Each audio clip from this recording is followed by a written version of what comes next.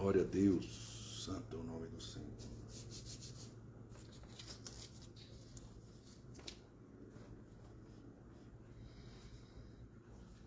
Aleluia. Boa noite a todos aí. Bom dia, boa tarde, boa madrugada. Boa noite aí, seu Jones. Deus te abençoe ricamente em nome de Jesus. Deus é bom.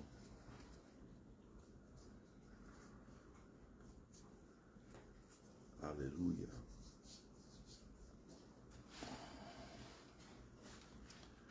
Amém, meus queridos. Vamos começar nosso estudo dessa noite. Dona Celeste, Dona Cristiane, Dona Bruna. Deus abençoe todos vocês. E que a paz do Senhor esteja sobre o teu coração, sobre a tua casa, em nome de Jesus. Aleluia. Glória a Deus. E nessa noite nós vamos falar sobre um assunto aqui meio, um assunto cabeça, né? Um assunto meio para a gente refletir no nosso coração. Vamos refletir sobre a autoacusação ou a condenação, aquilo que o nosso coração traz sobre a nossa vida. Vamos ler alguns textos e meditar naquilo que o Senhor quer nos ensinar nessa noite. Amém? Então vamos orar, vamos pedir para que o Senhor fale conosco, que o Senhor venha nos ensinar, que o Senhor venha nos tratar como tem que ser, em nome de Jesus. Pai, nós queremos entregar esse tempo e a nossa vida nas Tuas mãos.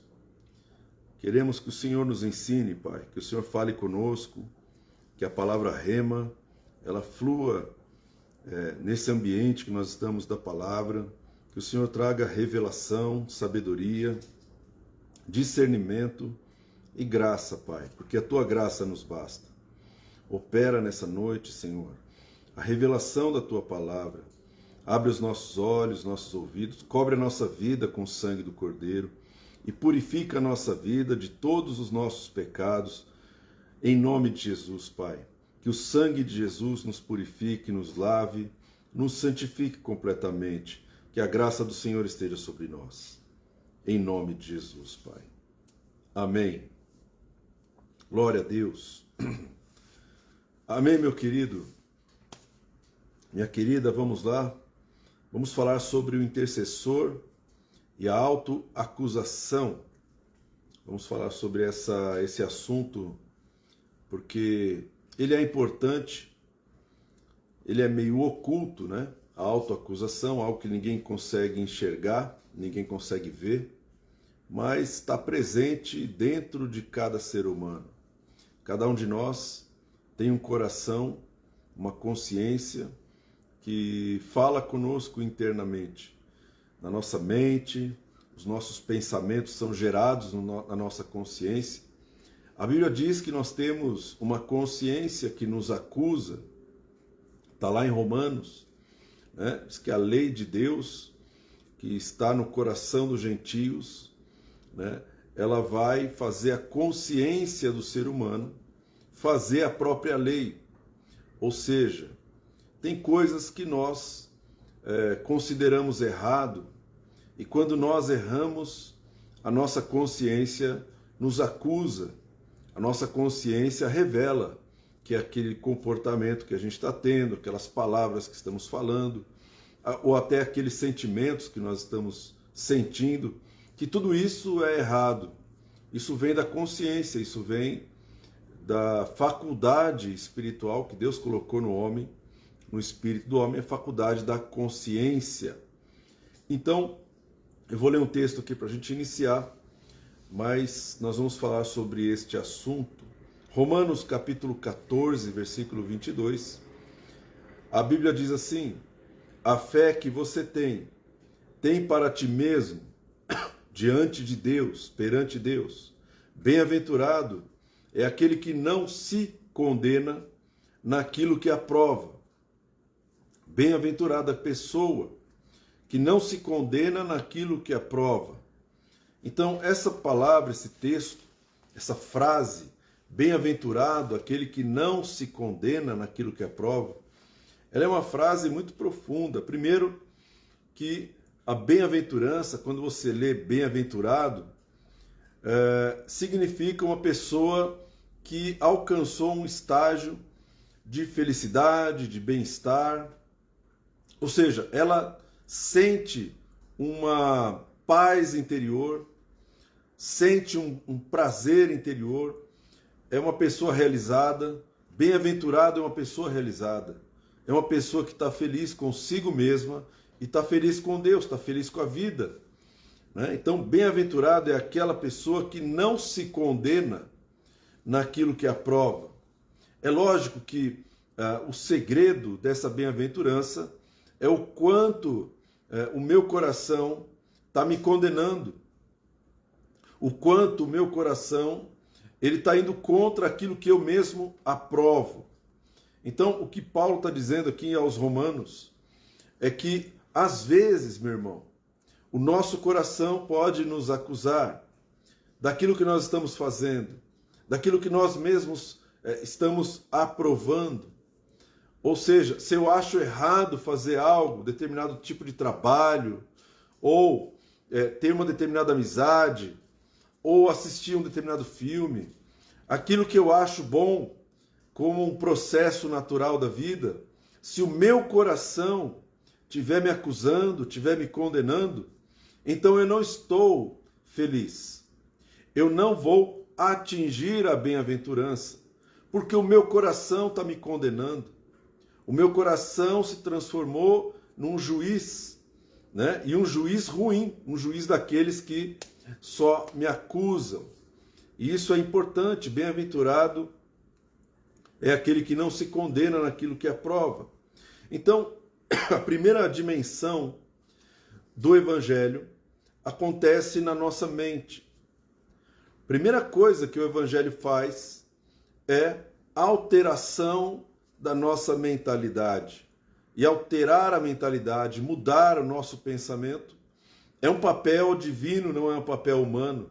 Não tem um homem na face da terra que possa mudar a nossa mentalidade. Só o Evangelho tem o poder de alterar a mentalidade. Tanto é que Jesus, quando ele começa a pregar, ele prega a seguinte mensagem: arrependei-vos e crede no Evangelho.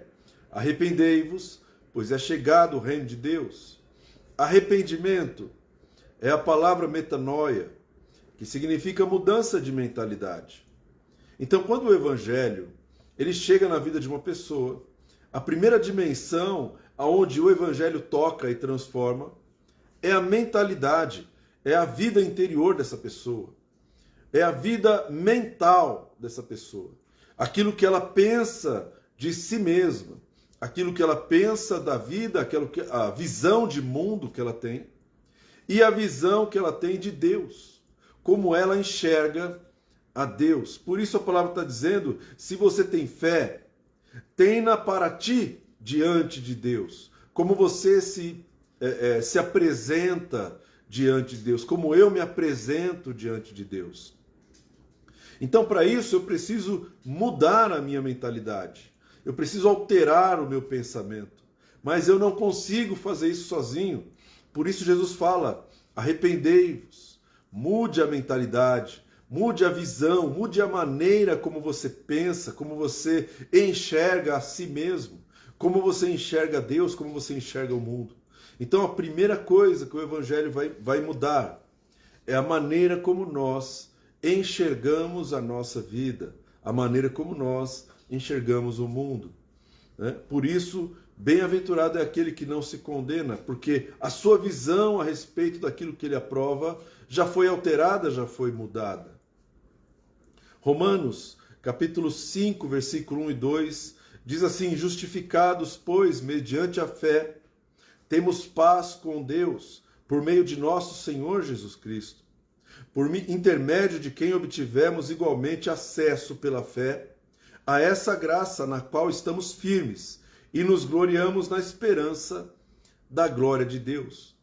Muitas pessoas não conseguem permanecer na presença de Deus. Nós passamos por uma situação completamente inusitada, a situação de uma pandemia. Durante a pandemia, era proibido fazer aglomerações ou ajuntamento de pessoas. Consequentemente, as igrejas foram fechadas, não funcionavam mais.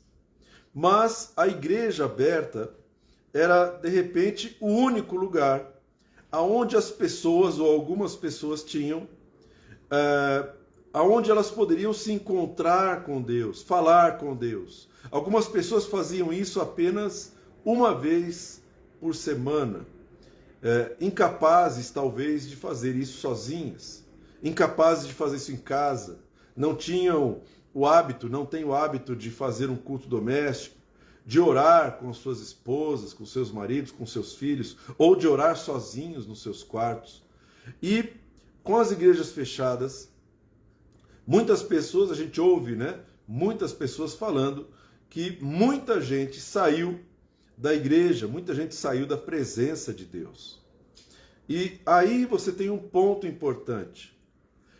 Ainda que a igreja esteja fechada, a pessoa não sai da presença de Deus, a não ser que ela tenha na sua mentalidade uma ideia errada de quem é Deus, uma ideia errada de o que Deus é para ela, a ideia de um Deus que acusa, de um Deus que cobra, de um Deus cruel, um Deus que pune, um Deus que castiga, um Deus que amaldiçoa. Quando eu tenho esse conceito a respeito do Senhor, eu estou com o Senhor por medo e não por amor. Eu começo a me relacionar com Deus, mas eu tenho medo de Deus. Eu começo a me relacionar com Deus, mas eu tenho certeza de que esse Deus vai me punir. Eu tenho certeza de que esse Deus me condena. Eu já estou condenado por Deus. Então, esse pensamento, o pensamento da autocondenação ou da autoacusação, me tira dos caminhos do Senhor, me tira da presença de Deus. Porque eu mesmo acabo trazendo sobre a minha vida uma acusação, uma condenação que já foi removida na cruz, que já foi retirada, que já foi levada por Jesus. Então, a importância do Evangelho mudar e alterar a minha mentalidade, a maneira como eu enxergo a figura do Senhor, quem é Deus. O diabo, ele trabalha exatamente nesse ponto. Ele é o acusador. É aquele que acusa dia e noite. A palavra de Deus diz no livro de Apocalipse que o inimigo, ele acusa dia e noite. Ele fica produzindo acusações, mesmo quando não existe base para acusar, ele continua acusando. Mas essas acusações, elas têm um endereço, elas não são acusações feitas de qualquer jeito. Pessoas que são acusadas, elas são afetadas de uma maneira muito forte. Porque a acusação tem esse poder de levantar dúvidas sobre os atos, sobre a integridade, sobre a retidão, sobre a honestidade de uma pessoa. Então Satanás acusa dia e noite cada um dos irmãos. Ele trabalha exatamente no ponto aonde o coração humano já está acostumado a acusar, acostumado a condenar. O nosso coração foi treinado na acusação. Nossa mentalidade foi treinada a pensar que nós estamos condenados e estamos completamente perdidos. E aí você tem uma barreira no relacionamento com Deus. Porque essa barreira, ela envolve a imagem que eu tenho de Deus e a imagem que eu acho que Deus tem de mim.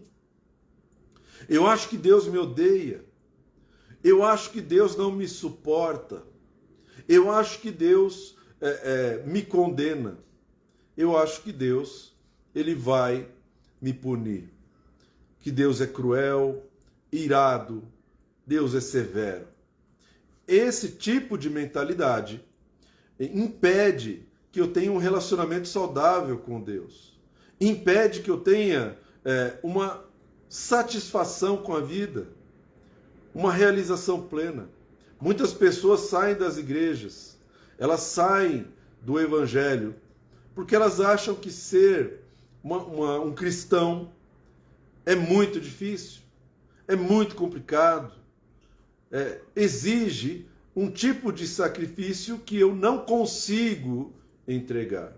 Porque a mentalidade a respeito do evangelho é uma mentalidade de acusação, é uma mentalidade de condenação, quando o evangelho veio para trazer paz, não veio para trazer julgo, não veio para trazer culpa, não veio para trazer acusação. O evangelho veio para absolver, veio para trazer inocência, para trazer absolvição, remissão, redenção, para tirar as pessoas da acusação e não para mantê-las em acusação e em condenação. Mas o nosso coração é treinado, nosso coração foi treinado com a acusação, e a primeira pessoa que nós acusamos somos nós mesmos. O coração humano costuma acusar a pessoa que o detém. O meu coração acaba me condenando, meu coração acaba me acusando. O inimigo se aproveita desse mecanismo para colocar pensamentos e soprar acusações dentro da mente, da minha mente ou da mente das pessoas. Como eu lido com isso vai determinar a qualidade de vida cristã que eu terei. Bem-aventurado é aquele que não se condena. Bem-aventurado é aquele que não se condena. Amém? Então, o quanto eu estou me condenando vai interferir diretamente no meu nível de felicidade, no meu nível de alegria. Então eu preciso avaliar o meu coração, avaliar como eu penso a respeito da minha vida.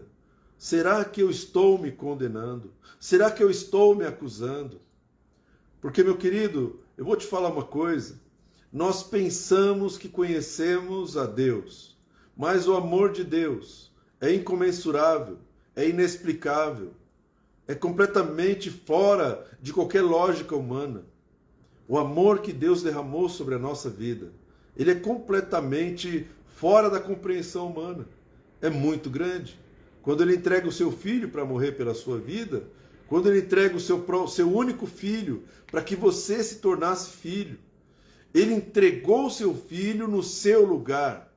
Ou seja, toda culpa, toda acusação, todo tipo de condenação que deveria estar sobre a tua vida, caiu e recaiu sobre Jesus, sobre o Filho de Deus. Ele se fez maldição no nosso lugar, porque está escrito, maldito aquele que for pendurado no madeiro.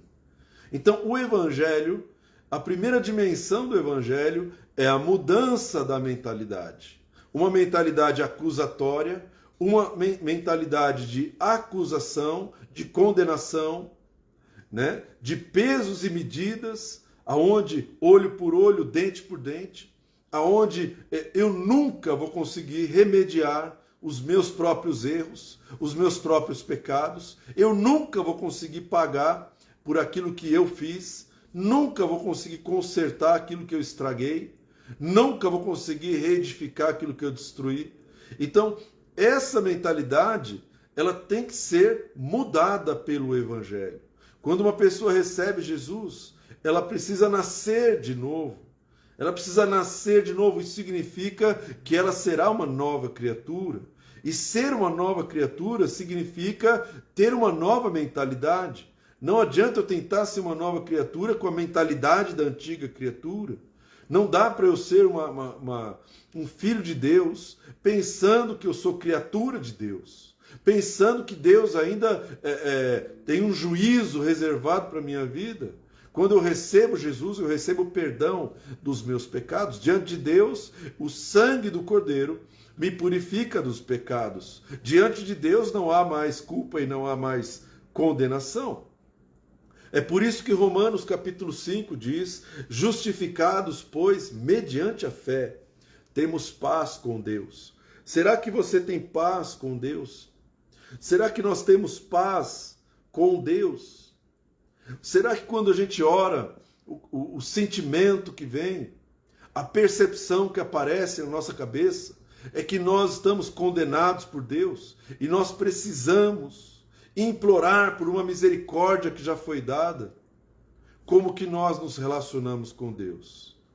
Isso interfere diretamente no ministério de intercessão, no ministério de oração.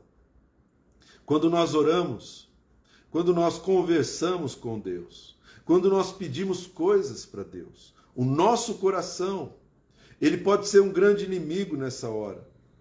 Porque se você e eu somos justificados mediante a fé, temos paz com Deus. E se eu tenho paz com Deus, eu consigo conversar com Deus. Eu consigo ouvir a Deus. Eu consigo perceber que não há barreiras entre nós. Não existe pecado, não existe uma ira, não existe uma afronta, uma ofensa, não existe uma dívida, porque tudo isso já foi levado pelo sangue do Cordeiro. Então é importante que nós tenhamos fé no sacrifício do Cordeiro. E essa fé precisa mudar a nossa mentalidade. Essa fé precisa mudar a maneira como eu me enxergo diante de Deus. Porque Deus me enxerga de uma maneira e eu preciso atingir essa visão de Deus. A visão de Deus é maior que a minha. Senhor, como que o Senhor me enxerga? Como que o Senhor me vê? Então a palavra de Deus diz: justificados mediante a fé, temos paz com Deus. Na palavra de Deus, quando uma pessoa recebe paz diante de Deus, essa pessoa consegue se aproximar de Deus. Quando uma pessoa sente paz, ela se sente à vontade para falar com Deus. Ela não sente que ela está chegando perto de uma pessoa irritada. Você já chegou perto de uma pessoa irada com você? Uma pessoa irritada com você? A nossa tendência é nos afastar dessa pessoa.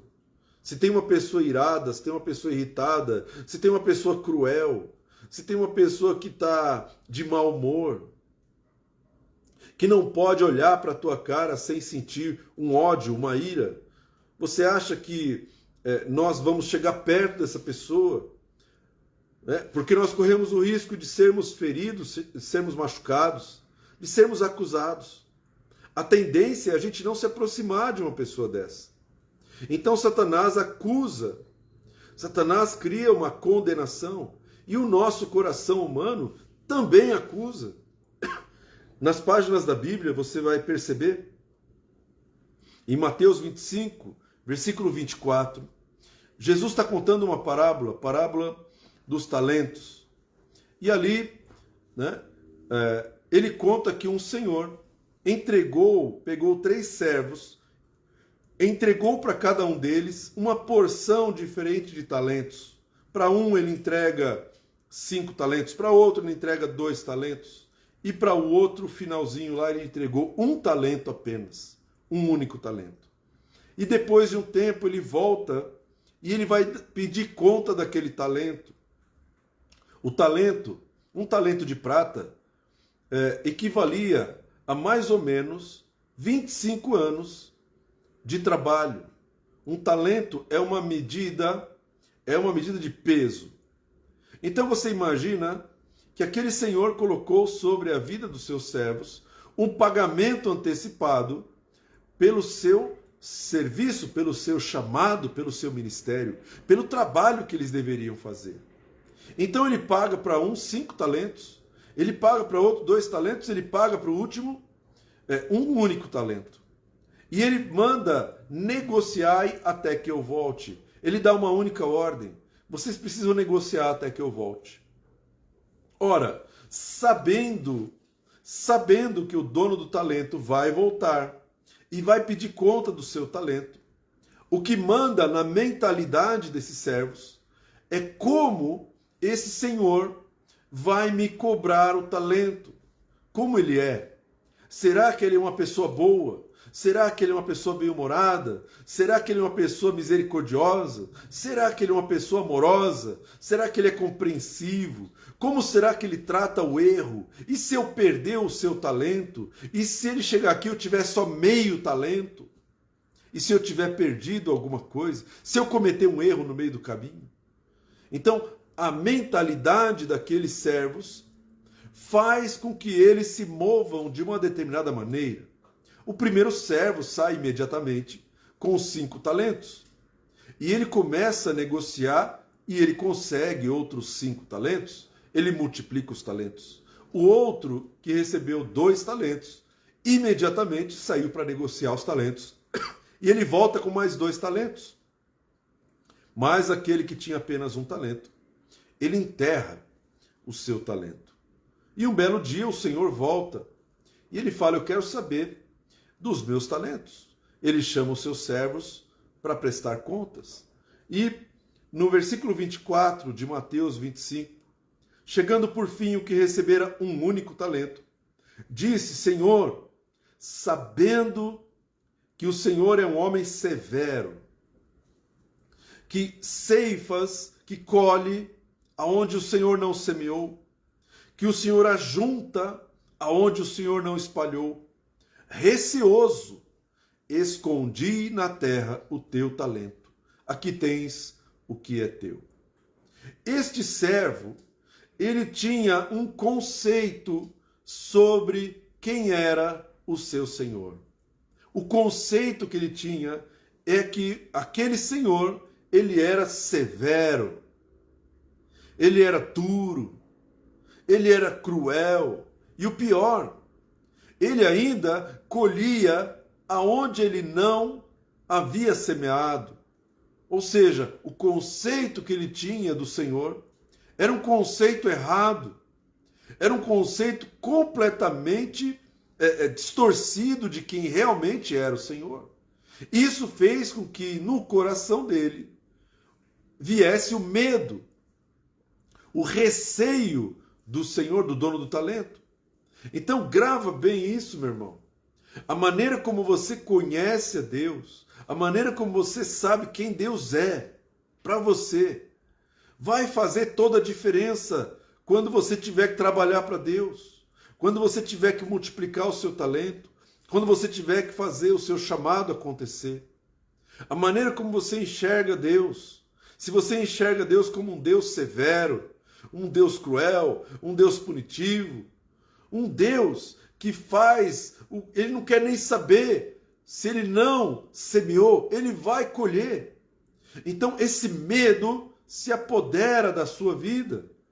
E na hora de você exercer o teu chamado, você acaba enterrando o teu talento, você acaba não orando, você tem medo de Deus, tem receio de Deus, porque um dia Deus voltará e ele vai pedir contas.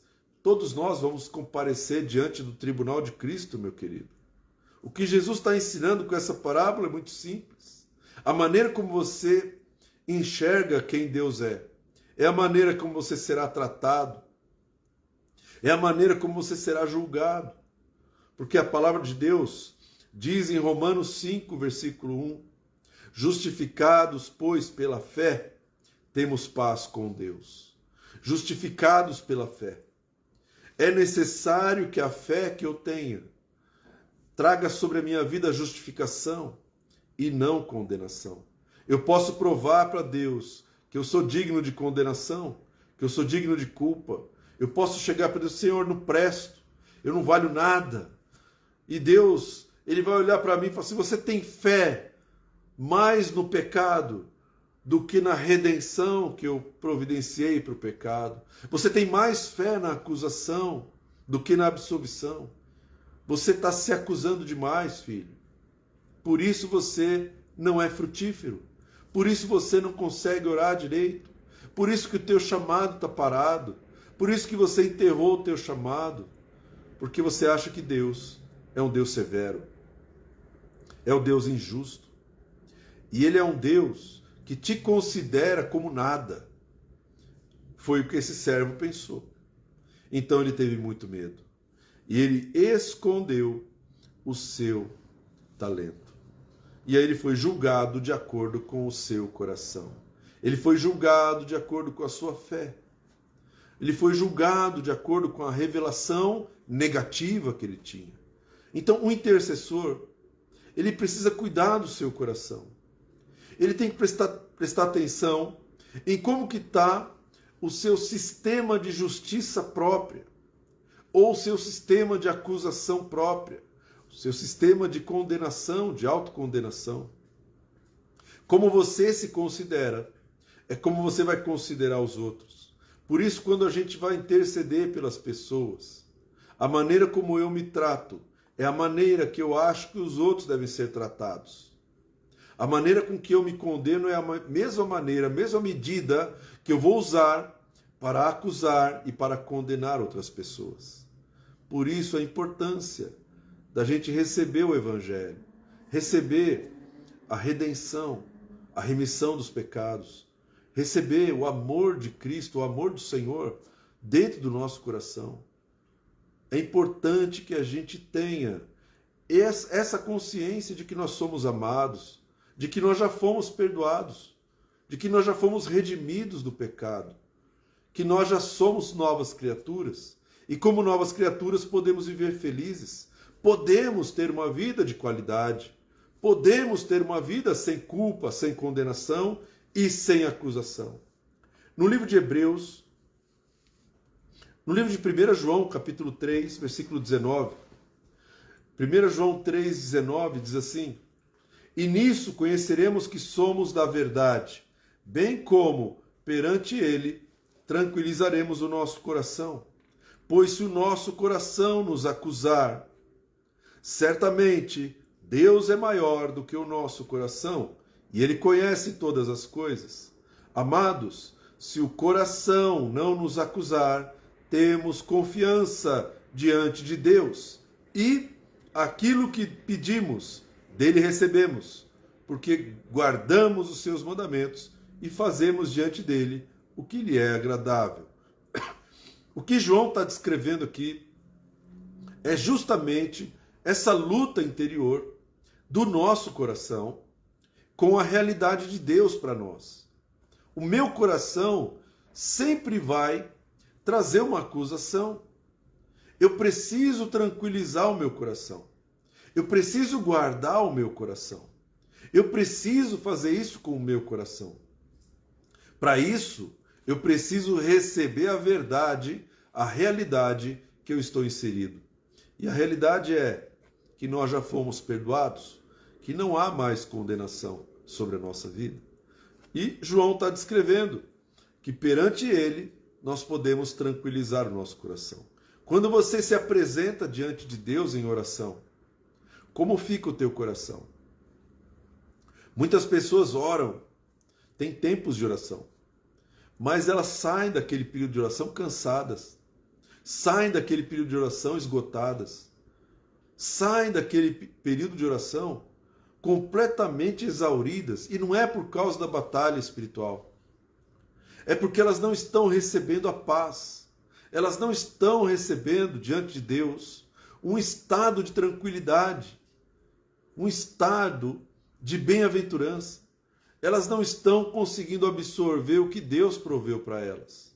E aí a oração se torna um peso, a oração, a aproximação com Deus se torna um fardo, porque eu já tenho no meu coração uma ideia pré-concebida, um conceito errado de que eu sou condenado por Deus, de que Deus é cruel. Então a oração, ela precisa ser um momento agradável, um momento onde o nosso coração vai ser tranquilizado. Jesus, no seu ministério terreno, ele tinha tempo com Deus. Ele tinha um coração. Ele se esvaziou, se fez carne. E Jesus, ele procurava se isolar da multidão e ficava sozinho com Deus. Porque ali, naquele tempo que ele tinha com Deus, era o tempo onde o coração dele podia ser renovado, onde ele poderia estar no ambiente de paz, o ambiente de paz. Jesus não tinha onde reclinar sua cabeça. Ele mesmo falou: as aves do céu têm ninhos, as raposas têm suas tocas, mas o Filho do Homem não tem onde reclinar a sua cabeça. Qual é o seu refúgio de paz? O refúgio que Jesus tinha era o seu tempo com o Pai. O seu tempo com o Pai trazia sobre a vida dele renovo, trazia paz, trazia tranquilidade. E na paz é aonde nós temos a revelação. É na paz que nós temos a palavra. É na paz que nós temos o discernimento. É na paz que recebemos estratégia de Deus, quando o nosso coração está em paz. Né? A neurociência, ela diz uma coisa interessante, que as ideias mais criativas, elas vêm de um tempo de ócio, de um tempo onde nós não estamos pensando em nada. É aí que o nosso cérebro cria ou tem aquelas ideias ou aquela inspiração chega na nossa mente. Por que Deus criou a nossa mente desse jeito? Porque Deus queria que nós estivéssemos diante dele em paz. Que nós estivéssemos diante dele. Para que nesse momento de oração nós tivéssemos a revelação. Nós pudéssemos mudar a nossa visão de mundo e a nossa visão sobre nós mesmos. Então, num tempo com Deus, é um tempo de renovo. Não é um tempo de obrigações, um tempo de peso, um tempo de jugo. Não é um tempo de culpa. Não é um tempo de você lidar com acusações. É um tempo onde você será renovado diante de Deus. Por isso João está falando. Se o nosso coração nos acusar, certamente Deus é maior que o nosso coração. Se o teu coração te acusa, Deus é maior que o teu coração. Se o meu coração me acusa, Deus é maior que o meu coração. Não tem pecado que eu tenha cometido que Deus não possa perdoar. Não tem erro que eu tenha cometido que o Senhor não possa ter um plano B. Deus, ele faz com que todas as coisas concorram para o bem daqueles que amam a Deus, concorram para o bem daqueles que são chamados, daqueles que Deus confiou o seu talento. Todas as coisas concorrem para o bem, meu querido. Então Deus, ele vai pegar o seu erro, o meu erro, e ele vai trazer lições poderosas. Ele vai trazer maturidade. Ele vai transformar a maldição em bênção. Deus é um Deus bom. Ele não é um Deus ruim. Não permita que alguém pinte um Deus ruim para você. Um Deus amargo, severo, duro. Um Deus que está pronto para castigar, pronto para amaldiçoar, pronto para punir. Não permita que essa mentira seja colocada na sua mente ou no seu coração. Não permita que isso, que é uma mentira, entre no teu coração. Filtre as palavras que você recebe, meu querido. Porque senão você vai entrar em uma pregação, em um ensino como esse, e você vai receber mais acusação, vai receber mais condenação. E da maneira como você se condena, você vai condenar os seus familiares, vai condenar os seus irmãos na fé, vai condenar as pessoas que convivem com você. Como que alguém pode orar? Como que alguém pode interceder por outra pessoa se o coração dessa pessoa só sabe acusar, só sabe condenar, só sabe ver o aspecto ruim, negativo? Então, meu querido, se o teu coração te acusa, Deus é maior que o teu coração. Deus é maior que o meu coração. Nós somos incapazes de nos salvar. Por isso Deus enviou seu Filho a esse mundo, porque só Ele pode nos salvar. E se você se entregou para o Senhor, meu irmão, Ele já te limpou dos teus pecados. Amém? Por isso a palavra de Deus diz em Romanos capítulo 8, versículo 1, portanto agora nenhuma condenação há para aqueles que estão em Cristo Jesus. Nenhuma condenação há. Existe uma diferença muito grande entre o nosso sistema de justiça, o sistema de justiça interno, que eu tenho dentro de mim, e o sistema de justiça de Deus. Quando Deus olha para aqueles que estão em Cristo Jesus, Ele não vê condenação alguma. Ele não vê condenação, culpa, acusação ou peso. Quando Deus olha para aquele que está em Cristo Jesus, meu querido, Ele não vê motivo de condenar. Ele não vê motivo de julgar. Não vê motivo de trazer juízo. Quando Deus te vê, Ele te vê como alguém purificado pelo sangue do Cordeiro. É lógico que Deus já te perdoou. Quando você se arrependeu, quando eu me arrependi, Deus já nos perdoou. Nós não somos maiores do que Deus. Se o teu coração te acusa, se o meu coração me acusa, Deus é maior que o nosso coração. Glória a Deus. Por isso nós temos que receber o perdão. Eu tenho que receber o perdão. O perdão foi dado. O perdão foi entregue. Existe uma parábola do credor incompassivo, onde uma pessoa devia muito dinheiro para o seu senhor. Ele devia, não sei, talvez 20 milhões. E ele não tinha como pagar esse valor todo. E aí ele chega para o seu senhor e fala assim: seja generoso para comigo e eu te pagarei todas as coisas. E aquele senhor, movido de íntima compaixão, perdoou toda aquela dívida. Ele perdoa uma dívida astronômica. Ele fala: você nunca vai conseguir me pagar. Você não tem condições de me pagar. Você não tem dinheiro para me pagar. Você não tem tempo para produzir esse dinheiro. Você não consegue pagar a dívida que você produziu. Não consegue. Então, eu decidi, movido por uma compaixão, não movido de ira, não movido de raiva, mas movido por compaixão. Eu decidi te perdoar. Eu decidi te absolver. Você não me deve mais nada. Você está absolutamente perdoado. Você sai daqui com seu nome limpo. Você sai daqui sem nenhuma sanção.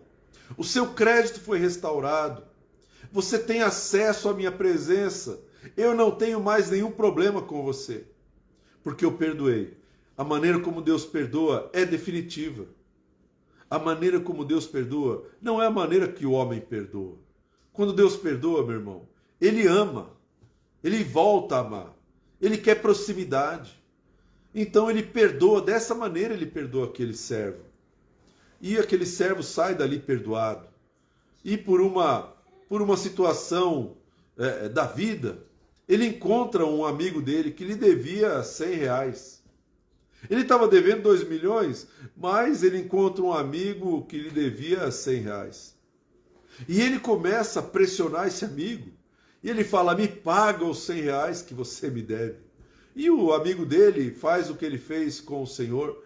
Olha, se você me der um tempo, eu vou te pagar esses 100 reais. E ele não quis. Por que ele não quer? Ele foi perdoado de uma dívida muito grande, mas ele não consegue perdoar o seu conservo. Ele não consegue perdoar porque o seu coração não recebeu o perdão de Deus. Quando você não recebe o perdão total de Deus como uma realidade, como uma verdade no teu coração, você não consegue perdoar as pessoas que te cercam.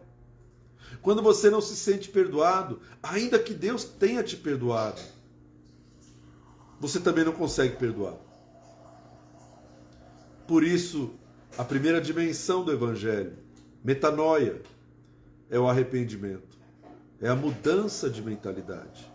E para o intercessor, isso é mais fundamental ainda, porque você vai julgar as pessoas de acordo com aquilo que elas estão devendo. Você vai acusar as pessoas em cima daquilo que elas estão fazendo. E você vai orar em cima desse julgamento. Você vai orar em cima da acusação que você está fazendo. Você vai pegar a própria palavra de Deus e vai acusar as pessoas ao invés de absolvê-las, ao invés de pedir perdão, ao invés de estender a misericórdia que foi estendida sobre a tua vida. Então, nós precisamos controlar, mudar o nosso coração e tirar qualquer autocondenação. A autocondenação é um veneno para o intercessor.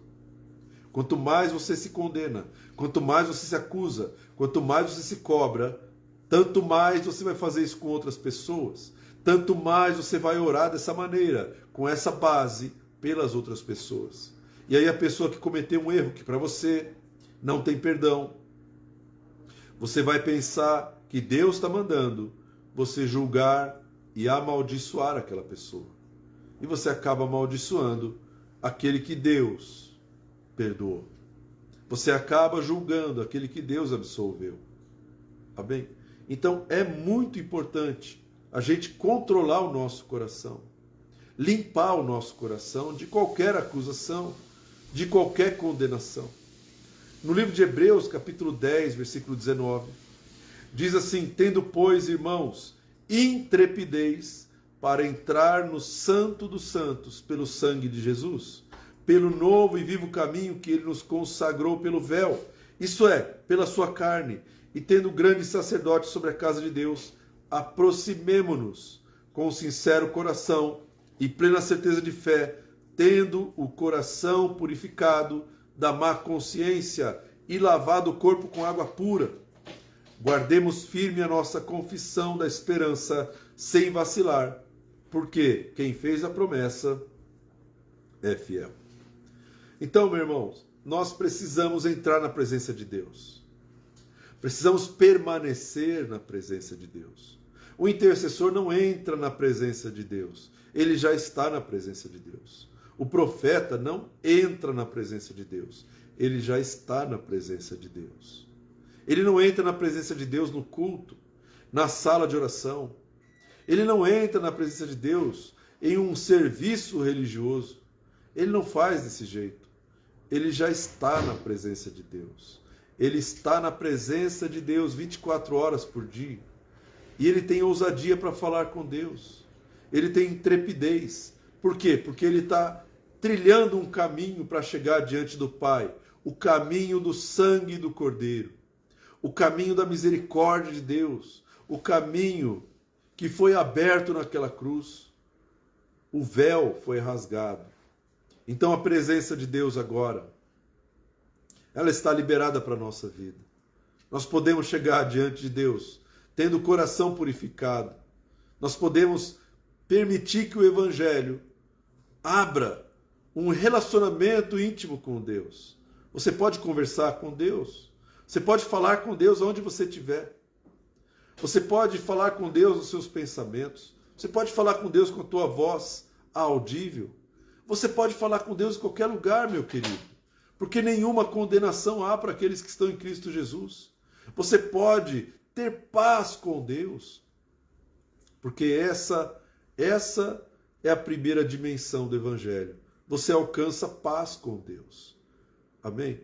Então, existe uma peça da armadura na nossa vida, no nosso combate espiritual, que é o capacete da salvação.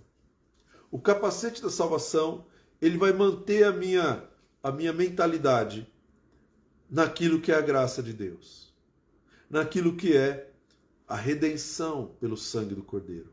O capacete vai manter a minha mentalidade livre de acusação, vai manter meu coração livre de qualquer autocondenação. Nós precisamos utilizar o capacete da salvação, a revelação da salvação, a revelação que a salvação veio nos trazer. Você é salvo pelo sangue do Cordeiro. Se você recebeu Jesus, você já é salvo. Só que para ser salvo, meu irmão, você foi perdoado pelo Senhor. Você foi perdoado pelo Senhor. E qualquer pecado que você cometa, qualquer pecado, qualquer deslize que nós cometemos, nós pedimos perdão e nós somos redimidos, somos restaurados na mesma hora. Então esse é um relacionamento saudável, quando eu tenho paz com Deus. Deus não quer filhos com medo. Deus não quer filhos tímidos, filhos que têm medo de se aproximar dele. Sabe, irmão, não permita que ninguém tire o seu capacete da sua cabeça. Não permita que uma pessoa tente falar que você é uma pessoa condenada por Deus. Não permita que uma pessoa te acuse, porque aquele que acusa vem do acusador. A palavra acusador no grego é a palavra diabolo, que significa aquele que calunia, aquele que acusa. O diabo acusa a Deus diante de nós e nos acusa diante de Deus. Ele acusa os maridos para as esposas e as esposas para os maridos. Ele faz da acusação a sua base, a sua estratégia. Não permita que ninguém te acuse. Não permita que o teu coração te acuse. Não permita que um pastor te acuse. Não permita que um irmão te acuse. Não permita que isso entre no teu coração. Não deixe isso acontecer, irmão.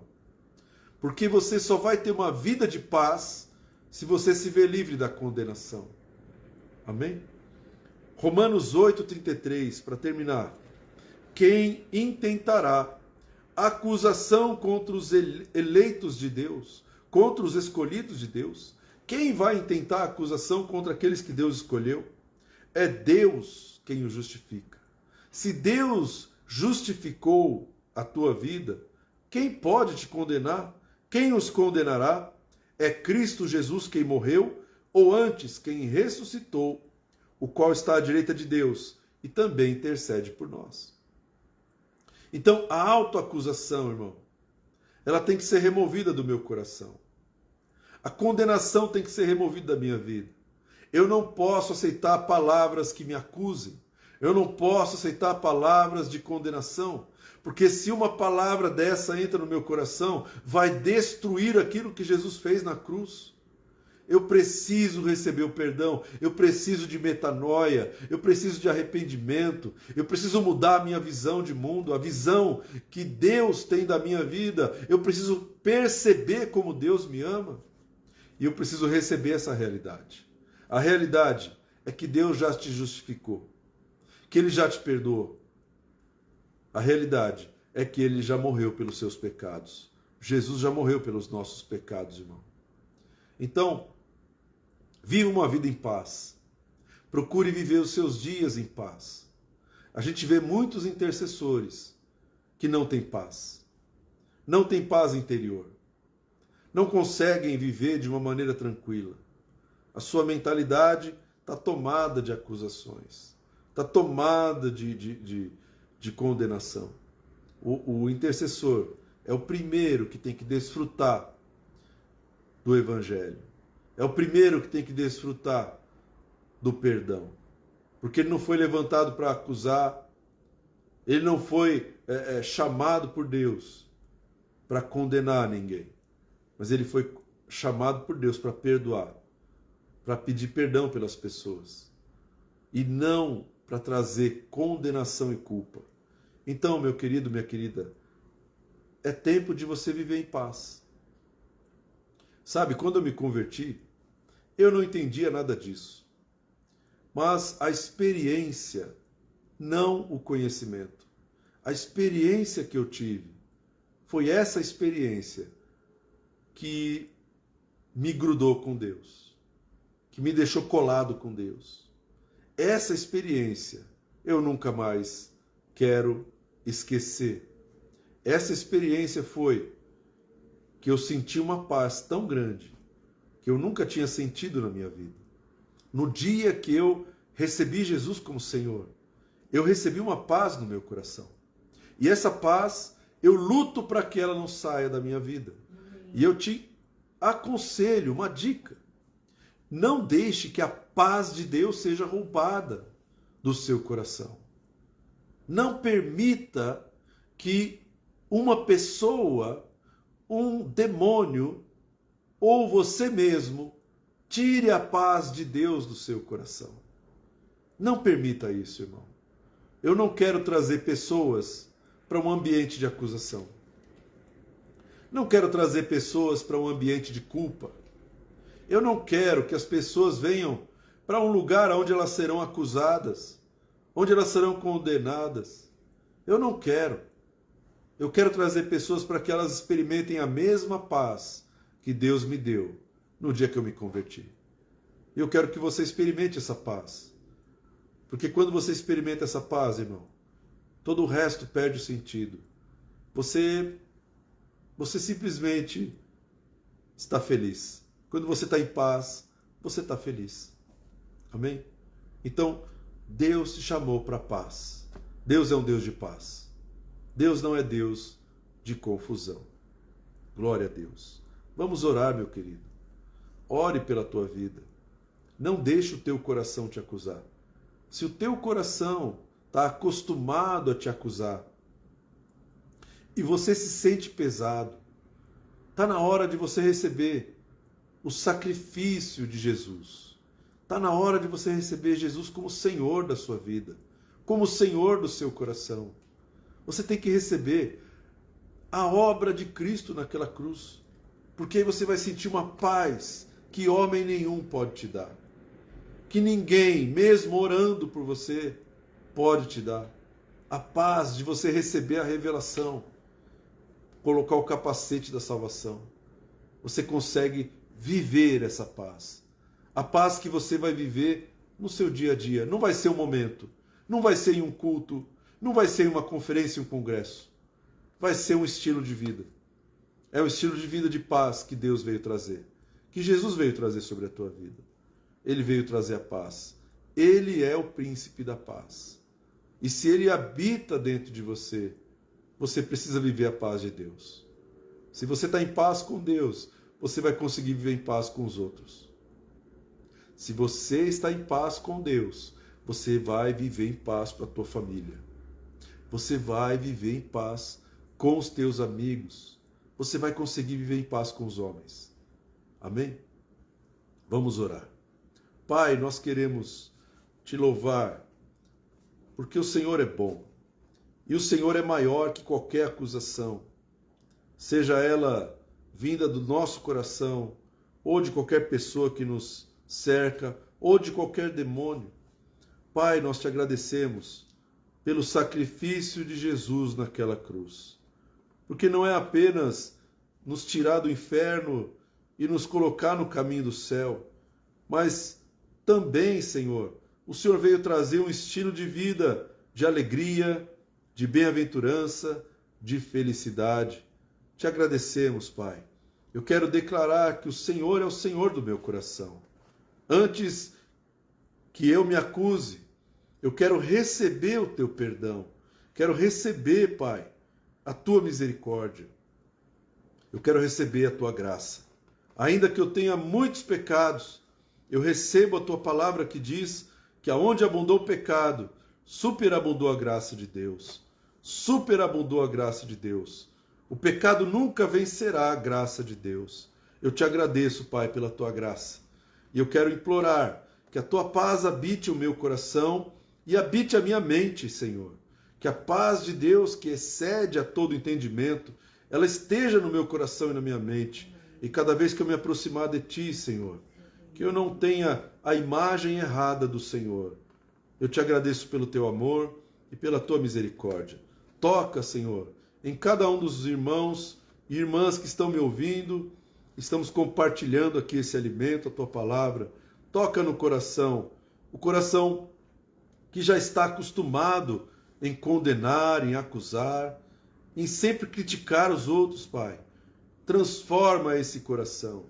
Transforma o nosso coração, porque só o Senhor tem esse poder de transformar o nosso coração e trazer paz sobre a nossa vida, em nome de Jesus.